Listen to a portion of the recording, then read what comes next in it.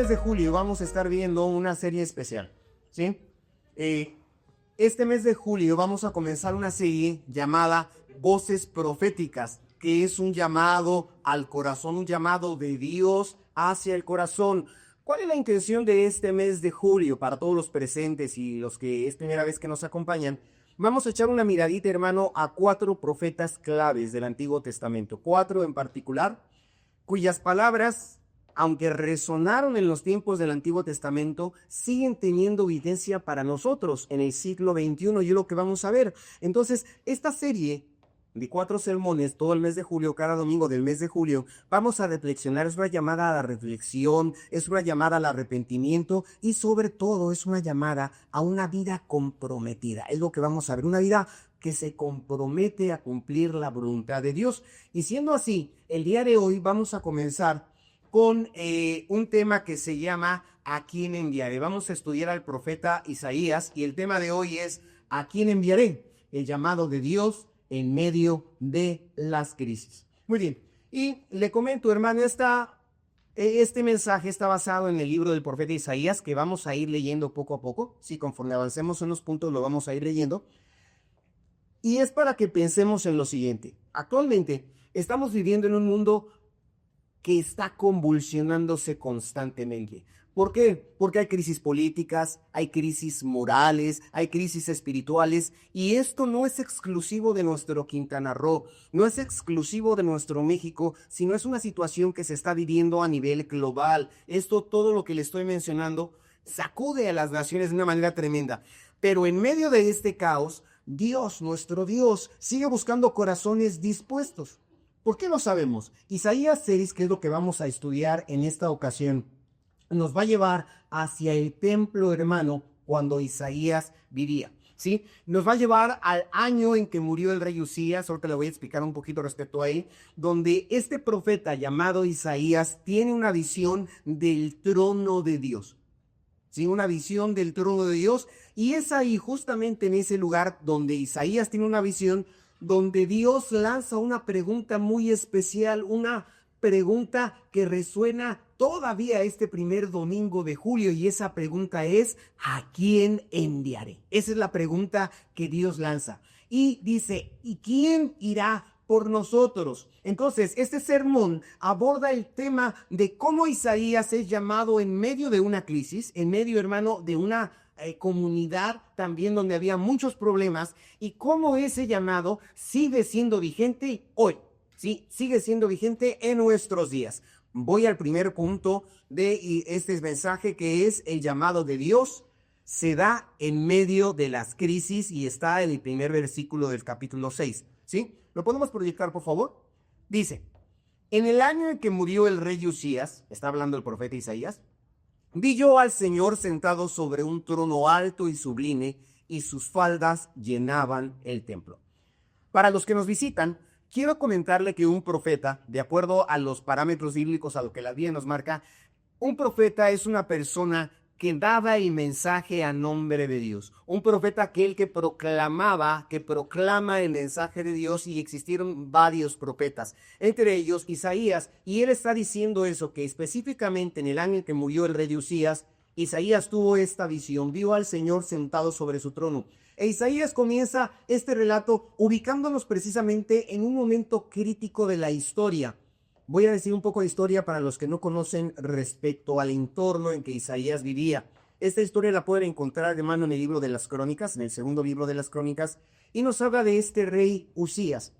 Este rey Usías reinó aproximadamente en Jerusalén como unos 50 años más o menos. Estuvo gobernando, fue un gran líder, hermano, trajo estabilidad económica a la nación de Israel, ¿sí? Fue un gran rey. Fue un rey que trajo estabilidad militar. Yo le invito a que lo leáis, se va a dar cuenta cómo inclusive hubo ingeniería para aquellos que son ingenieros. Por ahí, en el libro de las Crónicas, podemos ver cómo en el reinado de este rey se desarrollaron ciertas herramientas que le dieron una estabilidad militar, de modo tal que los pueblos en derredor temían al pueblo de Israel por el liderazgo que tenía justamente este rey Usías. Pero en medio de esta estabilidad política, social, militar que el rey pudo establecer, al final él se llenó de orgullo. cuidado con el orgullo, es peligroso. Este rey, Usías, se llenó de orgullo y lo que sucedió es que traspasó los límites del sacerdocio. Para llegar a ofrecer sacrificios en el templo solamente podía presentarse en los sacerdotes, pero el rey tomó un lugar que no le correspondía y tomó las funciones del sacerdote, entró al templo para ofrecer algo que no le era permitido a él y su desobediencia fue castigada. Él fue lleno de lepra, hermano, justamente dentro del templo. Y a su muerte, cuando el rey muere, porque inclusive por su condición de lepra, no fue sepultado en las sepulturas reales que se acostumbraba en aquellos entonces. Fue, hermano, a pesar, le digo, fue un gran líder político, social, militar, pero su corazón se llenó de orgullo. Pero después de esa estabilidad que el pueblo vivió, después de ese gran tiempo de prosperidad económica, ¿qué es lo que sucede? El rey muere y el pueblo comienza a experimentar esa inquietud. ¿Qué va a ser de nuestra política? ¿Qué va a ser de nuestro gobierno? ¿Qué va a ser de nuestra milicia? ¿Qué va a ser de nuestra sociedad? ¿Quién nos va a liderar? Es lo que pensaba el pueblo y comenzó a haber una tremenda crisis, justamente como dice ahí, en el año en que murió el rey Usías. Y es justo en este momento de crisis, históricamente hablando, en el comienzo de una incertidumbre nacional para el pueblo de Israel, es donde comienzan a vivir. El pueblo tenía, ¿qué es lo que va a ocurrir? ¿Y qué sucede? Cuando el trono terrenal se vacía, fíjese bien, cuando ya no hay nadie que se siente en un trono dentro de un palacio físico, dice el profeta, vi yo al Señor sentado sobre un trono. Vea qué hermoso. Aun cuando en lo humano, en lo político, en lo militar, en lo social no haya quien lidere, Isaías ve, hermano, más allá y dice, vi yo al Señor sentado sobre un trono. En otras palabras, aunque el rey humano ha muerto, fíjese, aunque el rey humano ha muerto, Dios sigue sentado, hermano, con soberanía absoluta. Dios sigue reinando, hermano, sobre el trono del Señor de señores, del Rey de reyes. Bendito sea Dios para siempre. Y es bien importante que lo entendamos de esta manera, que cuando no hay gobernante como quiera, hermano, Dios en la tierra, cuando no hay quien lidere, cuando no hay quien abandere, quien quiera estar al frente, Dios sigue estando sentado en su trono. Esto me lleva a pensar, hermano, en algo que sucedió en el 2001, cuando las Torres Gemelas fueron atacadas, en ese atentado que la mayoría o casi todos conocemos. Una historia en aquel entonces recorrió todos los medios. ¿Por qué? Porque justamente cuando las torres estaban siendo atacadas y se estaban desmoronando y había caos, hermano, en la nación americana, un pastor se atrevió a abrir las puertas de su templo y se fue a orar. Y le preguntaron, ¿por qué abres ahorita las puertas del templo? ¿Por qué vas a esto? Y él dijo, cuando los pilares del mundo se tambalean, y esto lo puede encontrar usted en las redes sociales, él dijo, cuando los pilares del mundo se tambalean, es cuando más firmes debemos de correr al trono de la presencia de Dios. Y fue noticia. Fue una gran noticia. Y es así, hermano, como el pueblo norteamericano buscaba el consuelo en medio de una crisis nacional, Isaías de la misma manera fue llevado al templo. ¿Sí? Ahí en Jerusalén había crisis, pero Isaías fue llevado a ese templo. ¿Y qué pasó? Dice ahí que él vio, hermano, más que un consuelo. ¿Qué dice? Vio al Señor que no pierde el control. Vio a un Señor sentado, entronado, dominando, teniendo el control de todo lo creado. Así es de que hoy también podemos enfrentar crisis. Yo no los conozco, algunos de los que están presentes, algunos medios los conozco, pero sé que a veces tenemos crisis personales. Tenemos crisis comunitarias en ocasiones. Hay pérdida quizá de seres queridos. No sé si alguno de ustedes ha perdido a alguien que quizá sería su sustento, su ayuda, su respaldo. Quizá hay desempleo, quizá hay guerras, hay violencia, quizá inclusive hay incertidumbre espiritual. Puede darse esto, pero es en estos momentos justamente donde a veces la gente pregunta, ¿dónde está Dios? ¿Dónde está cuando me despiden del trabajo? ¿Dónde está cuando se muere el ser querido? ¿Dónde está cuando me abandonan con mis hijos? ¿Dónde está cuando mi matrimonio se está colapsando? ¿Dónde está Dios? La gente se pregunta, la gente sucede, pero Isaías 1 responde. Isaías 1 responde. Cuando la gente se pregunta, ¿dónde está Dios? Isaías responde con toda fuerza, Dios está en su trono.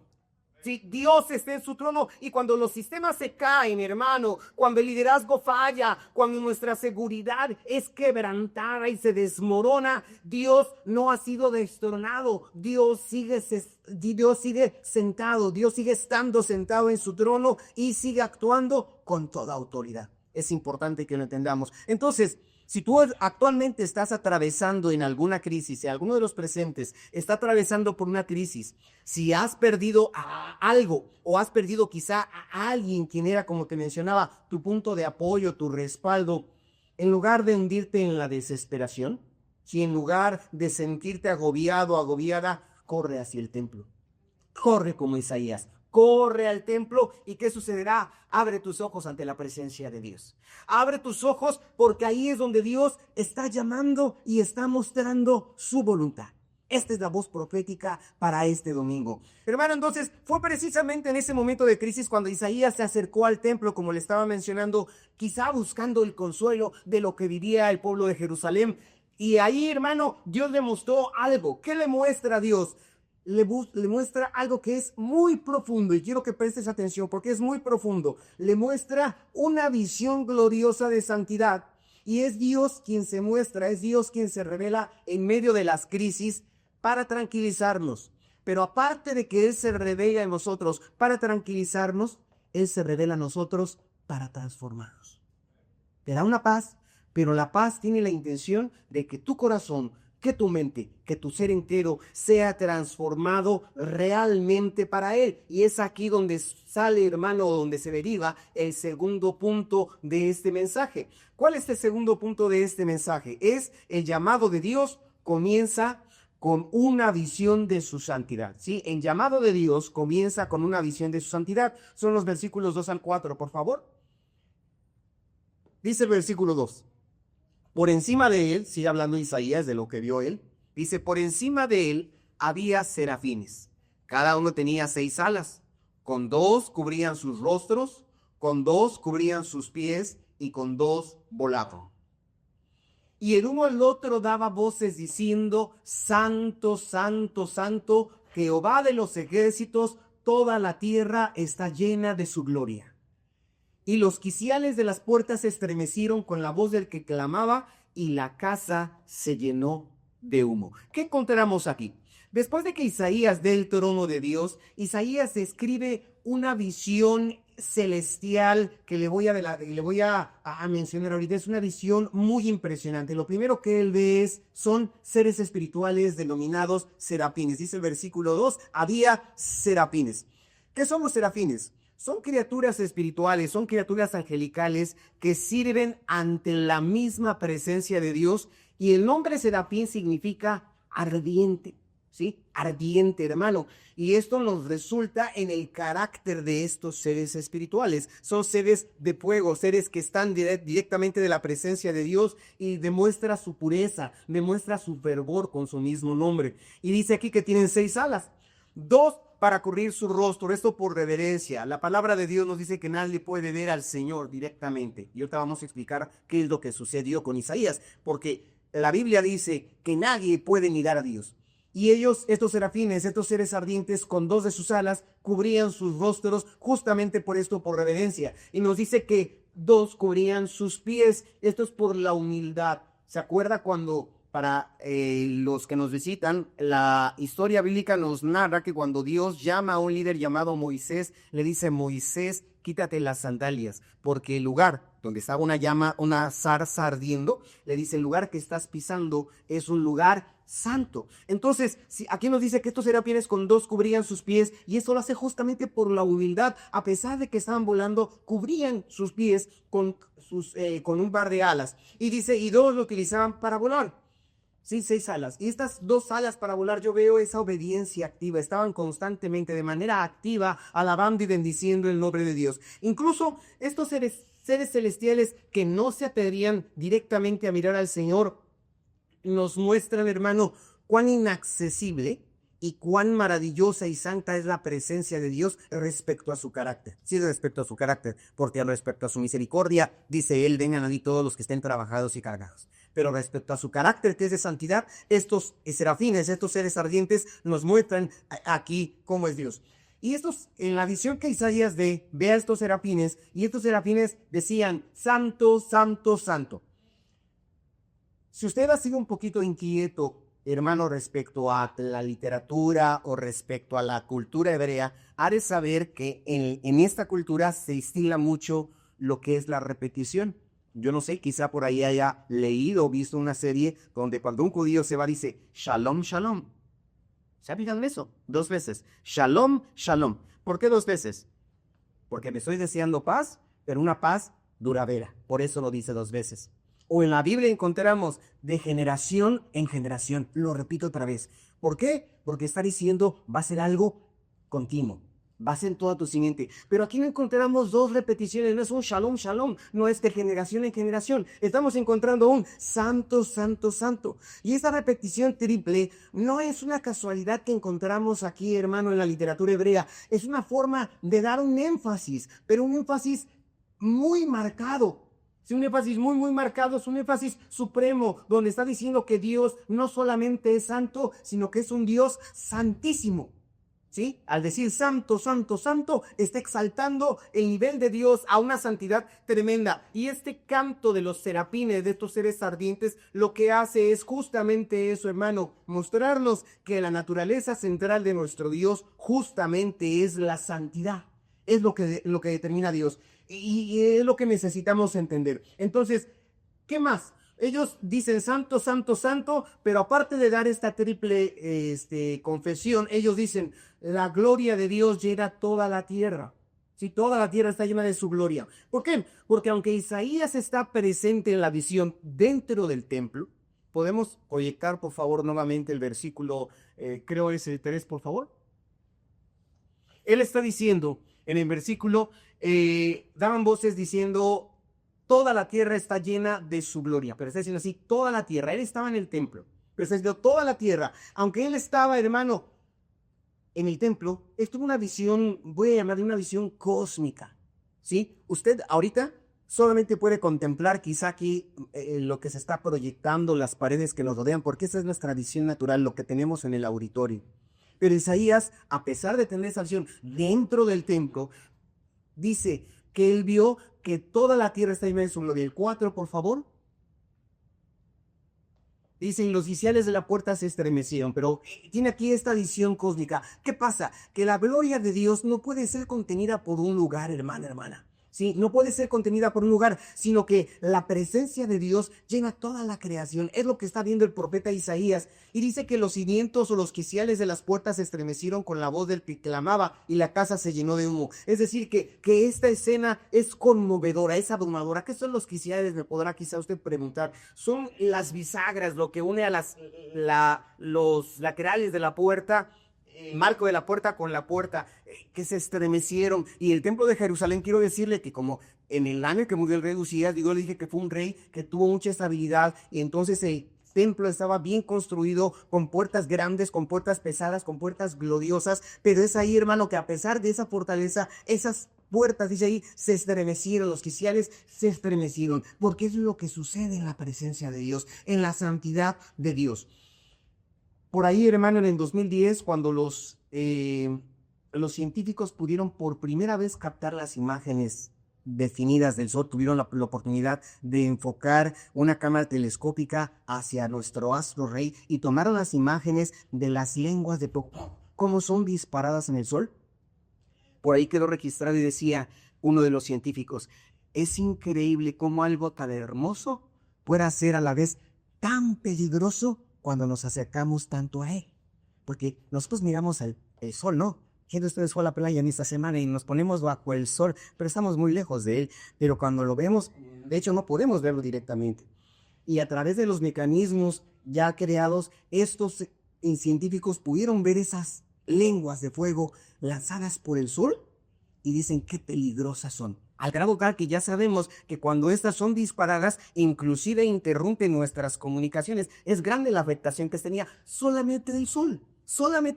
Pero aquí, hermano, lo que está viendo es Dios manifestándose, mostrando toda su gloria, que es más que el astro rey, porque nuestro Señor es Rey de reyes y Señor de señores. Entonces, cuando hablamos de este Dios santo, hermano, no solamente su presencia es bella, porque pudiésemos decir, ay, yo me hubiese gustado ver lo que vio Isaías, pero mi hermano, no solamente era una presencia bella, sino una presencia temible por el nivel de santidad que Dios está mostrando. Es un Dios santo. Entonces, hermano, ¿qué podemos ver aquí? Que antes de que Dios utilice a Isaías como su portavoz, porque yo le dije que un profeta no es más que una persona que habla en nombre de Dios, y antes de que Dios tome a Isaías como su portavoz, le da una visión de quién es Dios realmente, se muestra ante el profeta y le dice, este soy yo.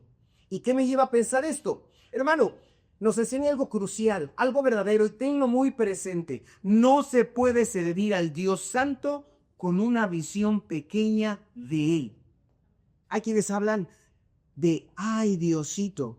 Sí, ha querido domesticar el concepto de Dios, y perdón por la palabra que utilicé de domesticar, el concepto de Dios, y pensamos en un Dios chiquito, en un Dios que puede encerrar en una repisa, sobre una pared. No, hermano, ¿qué es lo que vio Isaías?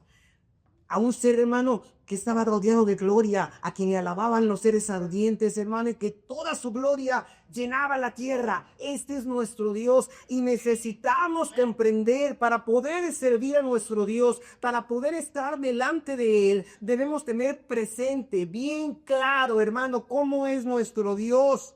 Si quién es nuestro Dios. Entonces, ¿cuándo fue la última vez que te sorprendió realmente Dios? Sí, porque a veces tenemos a un Dios mental, intelectual aquí en mi mente, lo quiero entender como teológicamente. En mi clase de teología en el seminario, hasta la definición, Dios es el ser infinito y supremo, y quien todas las cosas tienen su origen, su sostenimiento y su fin. Esa es una definición conceptual. Pero necesitamos tener, hermano, un buen concepto de Dios, como lo tiene Isaías, entender entonces, ¿cuándo fue la última vez que te sorprendió la santidad de Dios? Sí, te lo pregunto. Hermano, cuando tú oras, cuando tú sirves, ¿lo haces con ligereza o tienes bien presente que Él está sentado en su trono, que su gloria llena toda la tierra y que ante Él, hermano, necesitamos estar con toda reverencia, con toda adoración y con toda conciencia? ¿Cómo es que estamos sirviendo? ¿Cómo es que lo estamos haciendo, hermano? ¿Estás consciente, hermano, hermana, de que servir a Dios no es una rutina? Cada vez que nos reunimos en este lugar, cada vez que vamos a los cultos de hogar, cada vez que nos reunimos en nuestras sesiones de estudio, hermano, no es una rutina. ¿Qué estamos haciendo? Estamos representando a Dios. Sí, estamos haciendo, hermano, no otra cosa más que representar a nuestro Dios. Entonces, cuando uno realmente ve la santidad de Dios, cuando estamos conscientes de la santidad de Dios, no podemos quedarnos igual.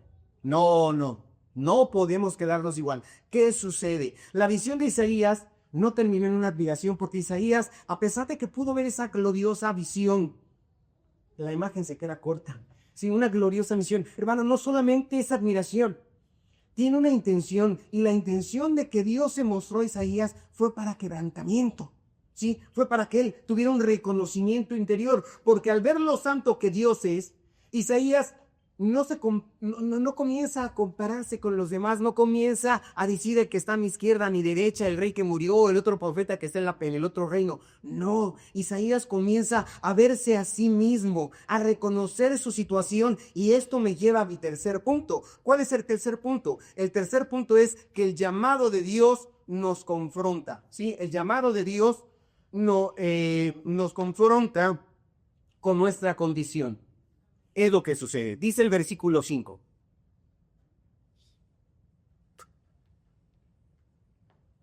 Entonces dije, ay de mí que soy muerto, porque siendo hombre inmundo de labios y habitando en medio de pueblo que tiene labios inmundos, han visto mis ojos al Rey Jehová de los ejércitos. ¿Sí? Fíjese bien, hermano, que Isaías, después de contemplar la majestad, Isaías, después de contemplar la santidad de Dios, no responde con orgullo.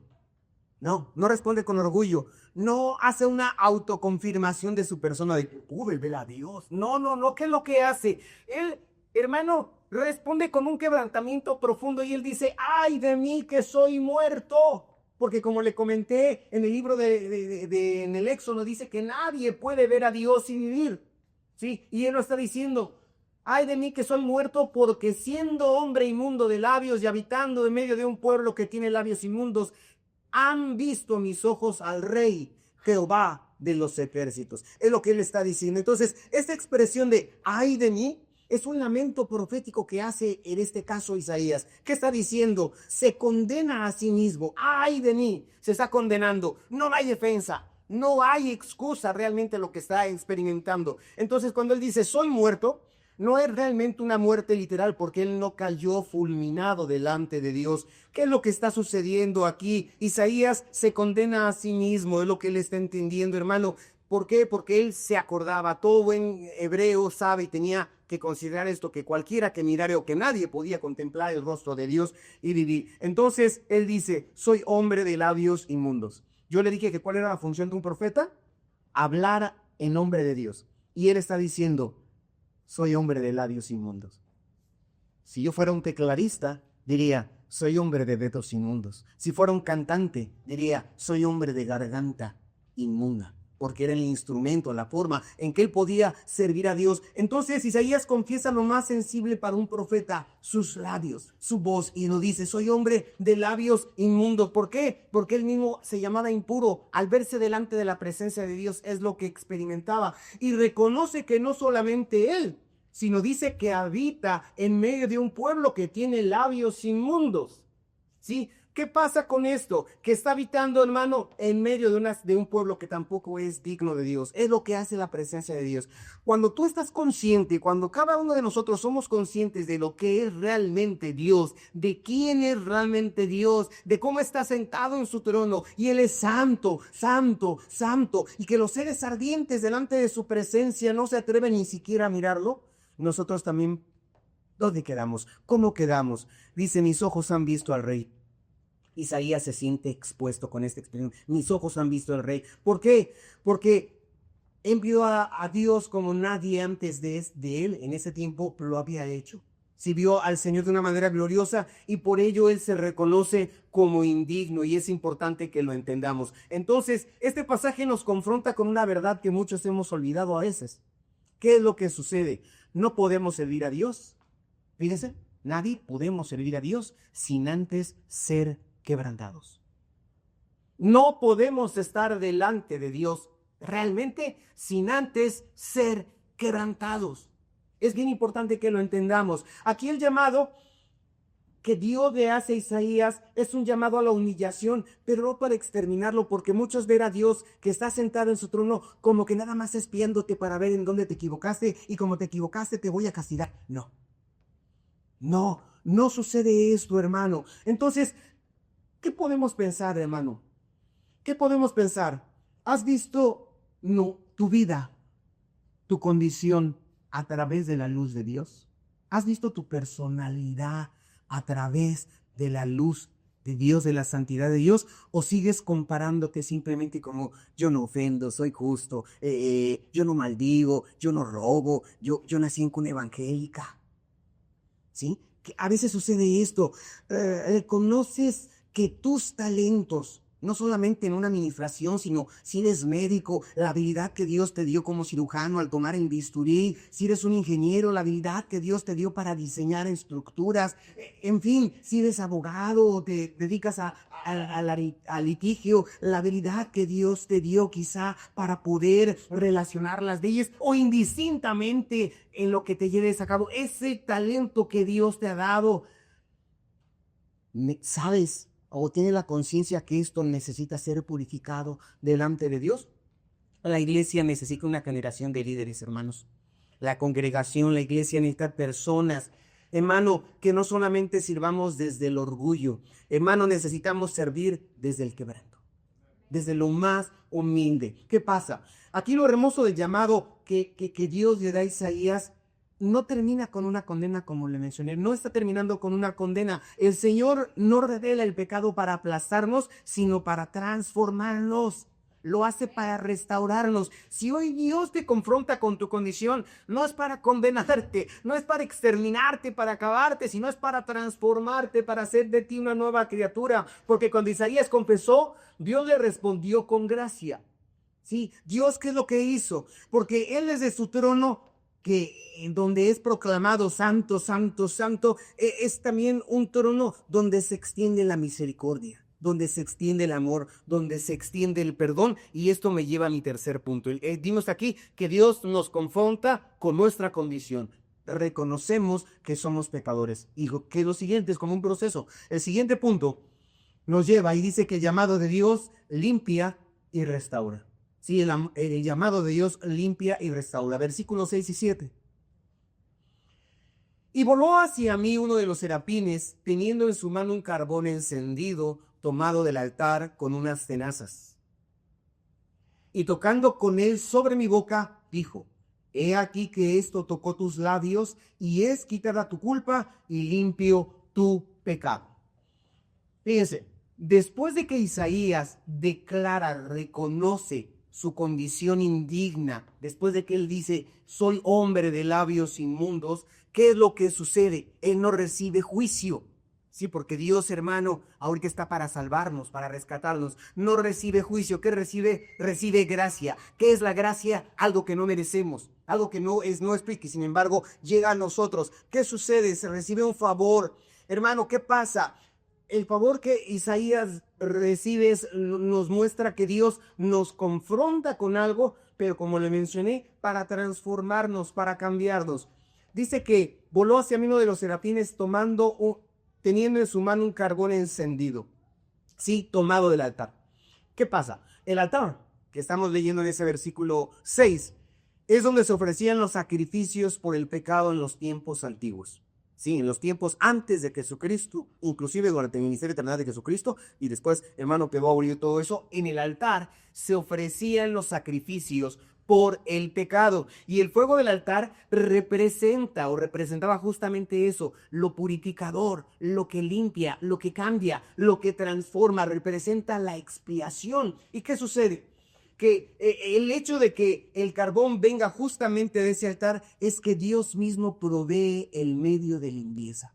¿Sí? No van a ser tus buenas obras, no es tu mente brillante, no es tu posición económica. Dios provee el medio de limpieza. Cuando estamos delante de Él, me regreso un paso hacia atrás. Cuando veo esa y reconozco la limpieza de Dios, la santidad de Dios, y hermano, soy quebrantado, Dios quiere transformarme y me da el medio para que yo sea lavado. Me da el medio para que sea purificado, porque es lo que sucede. Tomó un carbón encendido del altar, no de ningún otro lado, de la misma presencia de Dios. Y cuando el serafín toma estas tenazas, implica esa reverencia, ¿sí? Que realmente está teniendo ese serafín hacia un símbolo de purificación, porque es algo santo.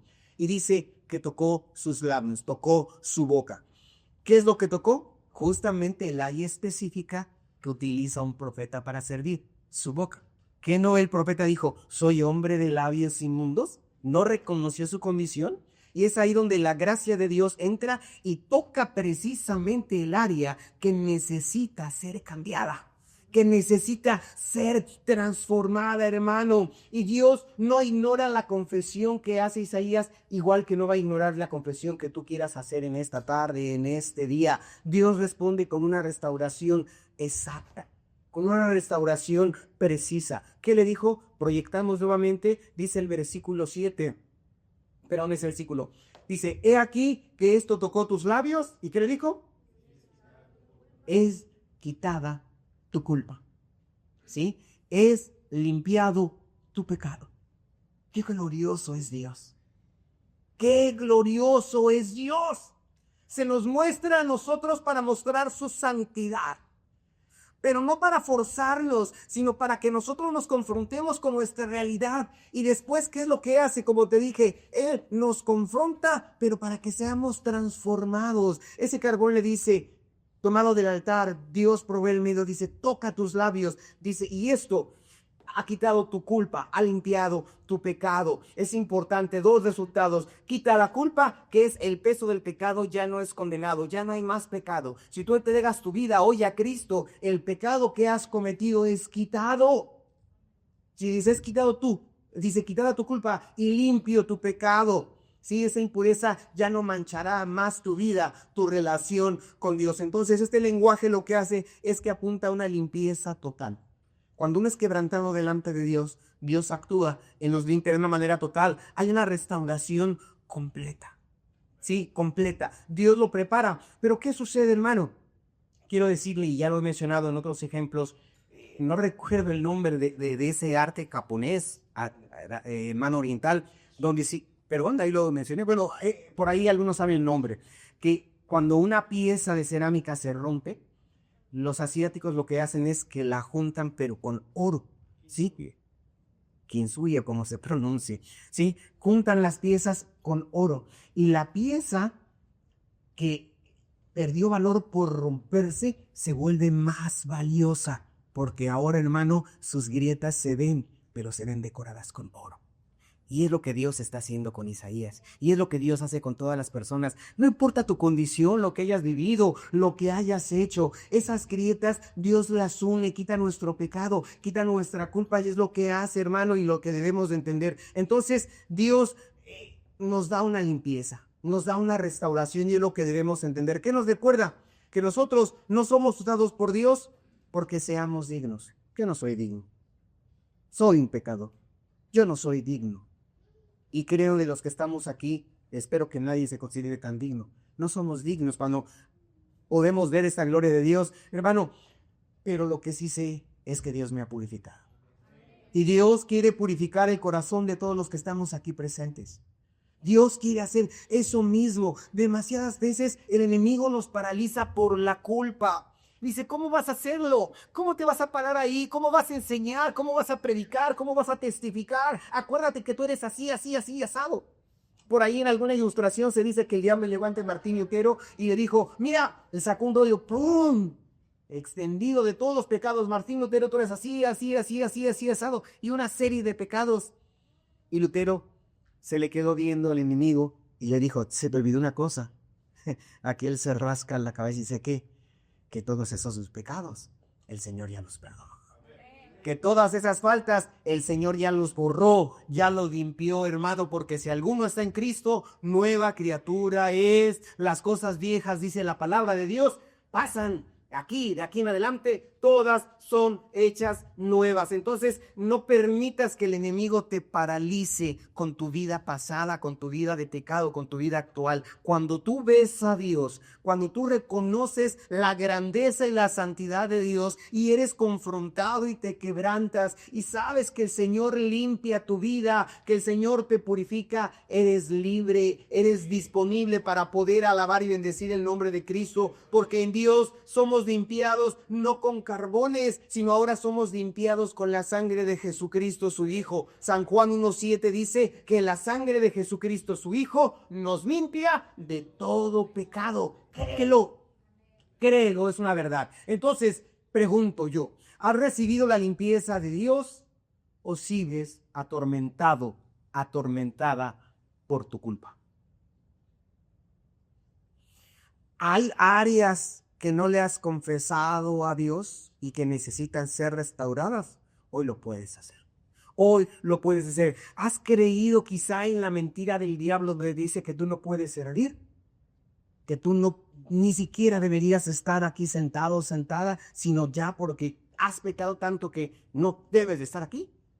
No te paralices. Cree en el Señor. Hoy, si te acercas con un corazón quebrantado, Él no te desecha. Dios no te desecha. ¿Qué hace? Él nos limpia, Él nos restaura, bendito sea Dios. Y ahora que Isaías ya ha sido purificado de acuerdo a lo que nosotros leemos, ya está listo. Sí, Isaías ya está listo para oír la voz del Señor con claridad. ¿Sí? Isaías no había sido instruido. Hasta que Isaías fue confrontado, fue expuesto, reconoció su situación y fue limpiado y purificado. Es aquí, hermano, donde él, el profeta, ya está listo para escuchar la voz de Dios y escucha un llamado de Dios que no es un llamado impositivo. No es un llamado que force a las personas. No es un llamado que te haga manita de puerco para que tú actúes. Disculpen ustedes la expresión, pero no es así. ¿Qué es lo que sucede, hermano? Dios primero limpia la vida, limpió la vida de Isaías y después lo invitó. No lo forzó, lo invitó a participar, porque la limpieza, hermano, la limpieza de Dios, la limpieza interior que Dios nos da, la limpieza interior que Dios nos otorga, no solamente, hermano, es bien importante, no solamente es un consuelo personal, No, la limpieza no solamente es un consuelo espiritual, hermano, es una preparación para la obediencia. Esto es lo que es la limpieza de esto, una preparación. Y aquí llego al punto culminante de este mensaje. El último punto es: el llamado de Dios demanda una respuesta. Dice el versículo 8. Después de todo lo que ya le comenté, después de que él vio al Señor, después, hermano, de que reconoció la grandeza de Dios, después de que el carbón tocó sus labios, después de que fue limpiado, dice: después de esto, oí la voz del Señor que decía: ¿a quién enviaré? Fíjese que está hablando en primera persona, en singular. Dice: ¿y quién irá por nosotros? Ya está hablando en plural. Ojo con este, porque aquí encontramos también que Dios es uno y que Dios es trino. ¿Sí? Bueno, se lo repito: ¿a quién enviaré? Singular. ¿Y quién irá por nosotros? Plural. Dice: entonces Isaías dice: respondí yo, heme aquí, envíame a mí. Entonces, cuando Isaías se fue confrontado y limpiado, Dios habla directamente. ¿Sí? Dios habla directamente, pero no para condenar, como ya le mencioné, sino para comisionar. Dios habla para dar una comisión.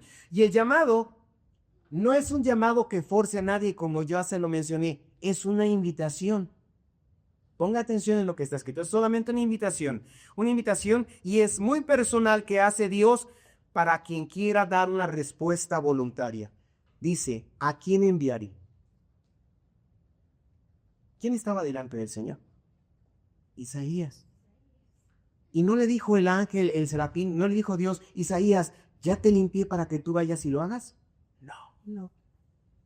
Ya estás limpio. Ahora, como ya te limpié, ve, predica en ese pueblo difícil, convulsionado, en su sociedad, en la economía, en lo militar, en todo. Ve, hazlo.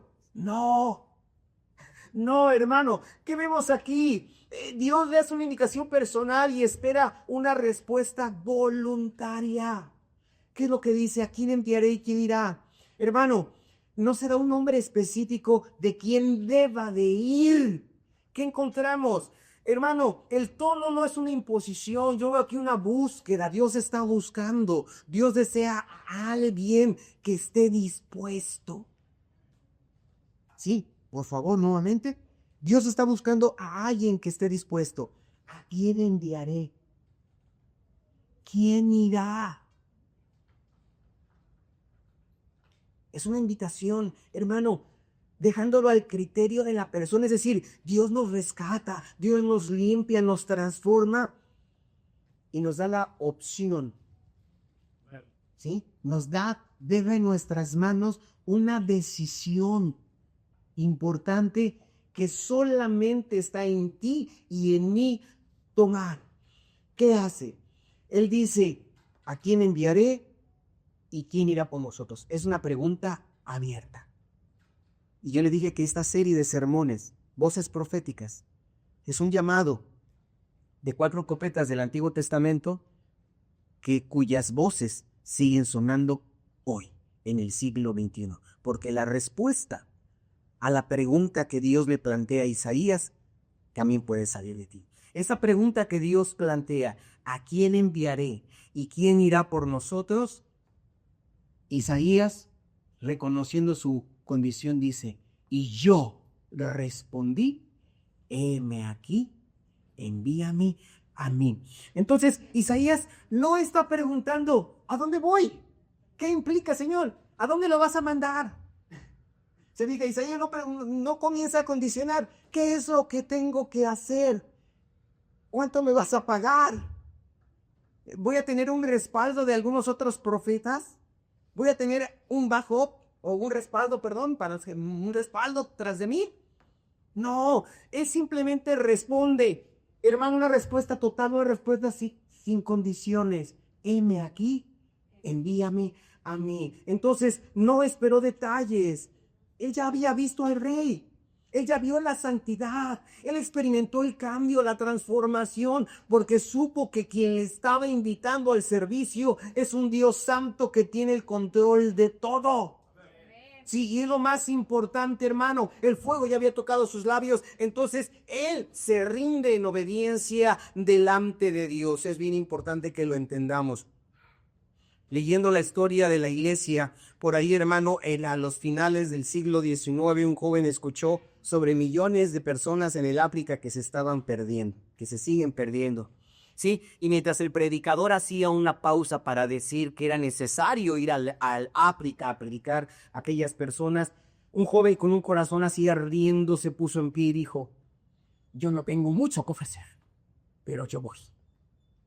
¿Sí? Y ese joven, hermano, desde el siglo XIX, fue el mayor plantador de iglesias en la vida. Él dijo: no tengo mucho que ofrecer, pero yo voy. Y lo hizo, hermano, y su nombre, hermano, es David Livingstone. David Livingstone. Hermano, sigue resonando hasta el siglo XXI. Así como el nombre de Isaías sigue resonando en el siglo XXI. Entonces, Dios sigue haciendo la misma pregunta hoy, en el siglo XXI. ¿A quién enviaré y quién irá por nosotros? Y quiero aclarar, quiero ser bien puntual. Présteme atención, que este sermón o este llamado no es solo para pastores, no es solo para misioneros. No, es para mamás y papás que estén dispuestos a enseñar la piedad a sus hijos. Es para trabajadores que quieran compartir a través de su testimonio, hermano, a otros trabajadores. Es para estudiantes que quieran, hermano, servir en sus universidades, en sus campus. Es para todo tipo de persona. Porque, hermano, la gente se sigue perdiendo. La gente se sigue perdiendo y el Señor sigue buscando. Entonces, hermano, Dios quiere a esas personas que brillemos en nuestro entorno y que podamos predicar a otros como testimonio vivo. Entonces, el llamado de Dios exige una respuesta. Un sí o un no. Es lo que exige el Señor. Hermano, una disponibilidad. Es lo que está buscando realmente el Señor. O quizá Dios puede encontrarse una indiferencia en nuestras vidas. Pregunto, ¿estás dispuesto a decirle a Dios: heme aquí, envíame a mí? ¿Lo voy a hacer con mis hijos, con mis hijas? Heme aquí, envíame a mí. ¿Lo voy a hacer en mi centro de estudios, en el hotel donde laboro, en el taxi que manejo, en la colonia donde vivo? Heme aquí, envíame a mí. Yo voy a ser aquel que predique, aquel que testifique. Es lo que sigue buscando Dios. Es lo que sigue mostrando. Entonces, estas cosas que estamos entendiendo, hermano, o tratando, te pregunto, ¿hay algo que te retiene a responder al llamado de Dios en esta tarde? ¿Estás esperando quizá que Dios cambie las circunstancias?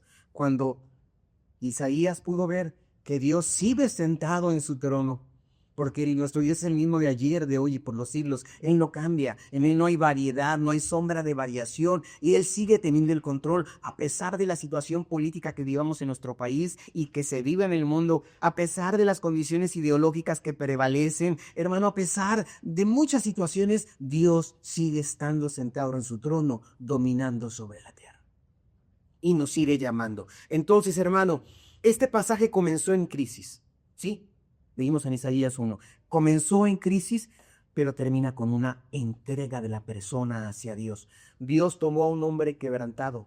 Dios tomó a un hombre manchado, pero lo limpió, lo purificó y después lo envió. Lo mandó. Entonces, este es el proceso divino. Hermano, se da énfasis en una crisis. Después nos revela la santidad de Dios. Nos confronta con nuestra condición, nos limpia por su gracia y nos invita, no nos forza, nos invita a responder con obediencia. Es lo que tenemos aquí. Y hoy Dios sigue llamando. ¿Vas a responder? ¿Responderás a este llamado? Entonces, hoy hemos recorrido juntos una de las escenas más impactantes de la Biblia. Esto se ha predicado en muchas congregaciones, en muchos templos a través de los tiempos, hermano. Esta escena. ¿Sí? Un hombre entra a un templo en medio de una crisis nacional y sale con un llamado eterno. Isaías no solamente dio a Dios, al Dios que es santo, santo, santo. No solamente eso, vio su propio pecado, vio su propia condición con claridad. Isaías no solamente vio al Señor sentado sobre su trono, sino, hermano, fue confrontado con su condición, pero también fue lavado, también fue limpio, fue purificado y fue comisionado. Entonces, esto nos recuerda que Dios hoy sigue reinando y seguirá reinando. Dios sigue reinando en medio de cualquier crisis personal, comunitaria, nacional o de cualquier índole. Dios sigue reinando. Dios sigue siendo santo, santo, santo. Sí, y lo debes de tener presente. Dios sigue hoy limpiando y restaurando. No importa tu condición, no importa mi condición, Dios nos sigue limpiando, Dios nos sigue comisionando y Dios sigue preguntando, ¿a quién enviaré? Es la pregunta de Dios. Entonces, el llamado de Dios no solamente fue para Isaías, es para mí, es para ti. El llamado de Dios es para nosotros. Y la pregunta es, ¿responderás? ¿Responderás, hermano? ¿Responderás, amigo? Hermano, hermana, como tú ya conoces al Señor, yo te pregunto, ¿has perdido la reverencia por la santidad de Dios? ¿Has perdido reverencia por esta santidad de Dios? ¿Has estado sirviendo solo en la rutina? Sí, solo en el conformismo y no con esa pasión con la que deberías de servir, hermano, hermana. ¿Hace cuánto que no dices con sinceridad al Señor, envía aquí, envíame a mí? ¿Hace cuánto que no lo haces? Que no le dices, Señor, estoy disponible. Hoy es tiempo de que renueves tu entrega, hermano. Hoy es tiempo que renueves esta posición y que le digas, tócame otra vez, Señor. De que le digas, límpiame otra vez, Señor. De que le digas, envíame otra vez, Señor. Entonces, yo te invito, hermano, hermana, a que tú hagas esta decisión delante de Dios, a que te entregues. Y para los que nos visitan o los que están presentes y que aún no han recibido a Cristo como su Salvador, hoy hemos escuchado y hemos disertado que Dios es santo. Y hemos escuchado que también Dios es misericordioso. ¿Sí? Él no solamente muestra la condición de pecado del hombre, no. Él quiere limpiarte. ¿Sí? Dios quiere limpiarte. Dios quiere darte un nuevo comienzo, es lo que Él quiere hacer con nosotros. Así como Isaías fue tocado con un carbón encendido del altar de Dios, hoy tú puedes ser tocado con la sangre de Cristo. Hoy tú puedes ser tocada con la sangre de Cristo Jesús. Jesús murió en la cruz del Calvario, justamente para eso, para quitar tu culpa, para limpiar tu pecado, así como se le dijo a Isaías. He aquí, esto quita tu culpa, he limpiado tu pecado y la sangre de Jesucristo lo hace hoy por nosotros. La salvación no se gana. Lo he dicho muchas veces y lo repito hoy porque así es. La salvación no se gana, solamente se recibe. Solamente se recibe. Y si hoy reconoces tu necesidad de Dios y deseas entregar tu vida a Cristo, te invito a hacer una oración de fe. Sí, te invito a que reconozcas tu condición y entiendas que esto que vamos a hacer no es magia. No estoy hablando de una magia, pero si lo haces con toda la fe en tu corazón, si lo haces con toda sinceridad en tu vida, hoy puedes tener un nuevo comienzo en Cristo. Hoy puedes comenzar una nueva historia en el Señor. Vamos a ponernos sobre nuestros pies, por favor, Dios.